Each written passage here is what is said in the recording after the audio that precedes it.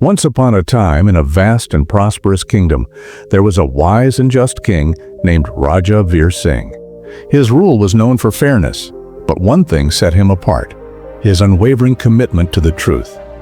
People from distant lands came to seek justice in his court, knowing that no matter how powerful or influential the accused was, truth alone would decide the verdict.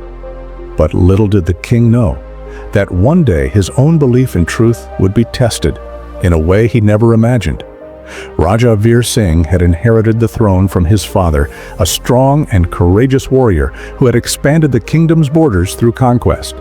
But Veer Singh believed that the true strength of a kingdom lay not in its size, but in the righteousness of its rule.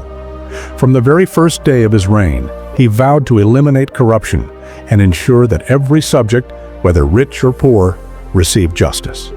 He established courts in every town and village, appointing wise and honest judges to oversee disputes. His kingdom flourished under his leadership, and he became loved by his people. However, his belief in absolute truth made him many enemies. Corrupt ministers, greedy nobles, and dishonest traders saw him as a threat to their deceitful ways. Among them was the cunning minister Dharam Das. He was ambitious and envious of the king's popularity. He believed that truth was a weakness, not a strength, and he secretly plotted to overthrow the king. Despite the conspiracies surrounding him, Raja Veer Singh remained steadfast in his principles.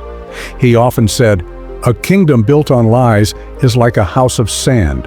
It will crumble with the first storm. But a kingdom built on truth stands unshaken for generations." One fateful day, a serious accusation was brought to the king's court. A poor farmer named Govind was accused of stealing a bag of gold from the royal treasury. The punishment for such a crime was severe: exile or even death. Govind, trembling with fear, stood before the court. "My king, I swear upon my life, I did not steal the gold. I have always been a loyal subject."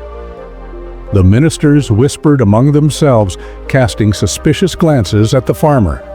Then Minister Dharam Das stepped forward with a triumphant smirk. "Your Majesty, we found the bag of gold buried near Govind's home. The evidence is undeniable." Gasps spread through the court. The people murmured in disbelief. Could a simple, hard-working farmer truly have committed such a crime? The king looked deep into Govind's eyes and saw something that others had missed. Fear, yes, but also honesty. Truth always reveals itself, the king thought. "I will give you one night, Govind," Raja Veer Singh declared. "If you are innocent, the truth will find a way." That night, the king could not sleep. His heart told him that Govind was innocent, but the evidence said otherwise. Was it possible that even truth could be manipulated? He walked through the palace halls, deep in thought. His father's words echoed in his mind. "Truth is like the sun. It may be covered by clouds, but it can never disappear." As the night deepened, a palace guard approached the king. "Your Majesty, there is something you must see." The guard led him to the treasury, where he saw a shadowy figure sneaking in.